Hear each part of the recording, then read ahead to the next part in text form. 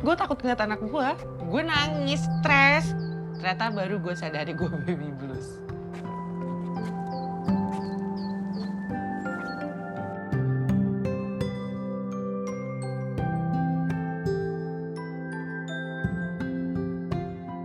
Knowing bahwa gue akan nge-raise anak itu cuma berdua sama suami gue itu udah bikin gue deg-degan dan I know I'm gonna treasure this moment gitu kan. Ya ini masih nyangkut bukaan 7 lagi di induce nih, sunny day, menyambut Tamara Arista.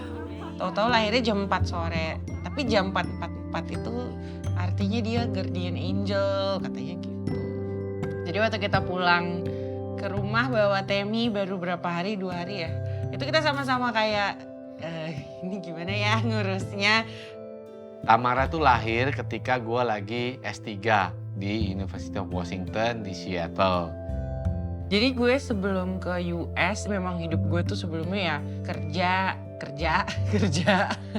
Dan disitulah gue pelan-pelan merasa kayak ada kekosongan karena yang tadi biasa kerja, terus jadinya ngurus Temi, pumping, ngurus rumah tangga, nyuci baju, masak dan semua, nyuci piring. Ini jauh banget dari hidup gue sebelum gue hamil, sebelum gue ada di Amerika.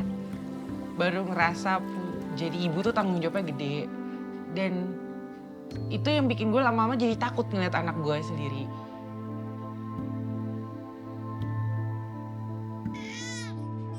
Itu pas Temi kolik itu ya kita tuh saking berdua stres dan capek tuh. Tapi tetap harus caring for Temi kan. Akhirnya kita coba bagi tim, shift-shiftan maksudnya. Jadi Aristo yang jaga Tamara jam 7 sampai jam 1 dan gue tidur ya di jam itu.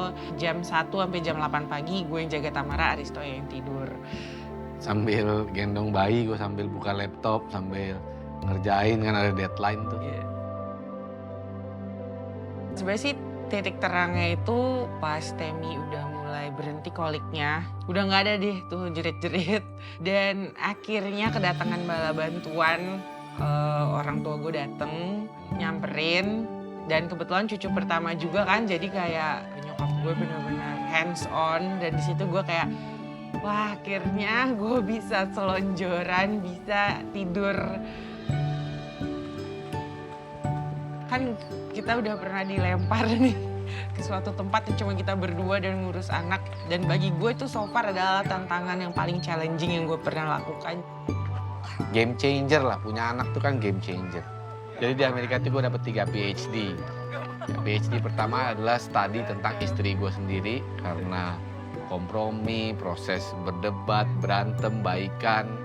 Kemudian PhD kedua itu studi anak gue 0 sampai 7 bulan. Yang ketiga baru studi PhD di bidang hukum. Itu last but also least kalau gue bilang. Karena yang paling berharga itu nomor 1 dan nomor 2. Gue jadi lebih confident kayak gue udah pernah melalui masa yang menurut gue udah berat banget. Terus kan ada bala bantuan juga sekarang. Tapi kalau disuruh berdoa lagi. Ya mau aja, siap. Gue mau nanti 2025. Karena aku udah bilang. Kok malah nambah anak?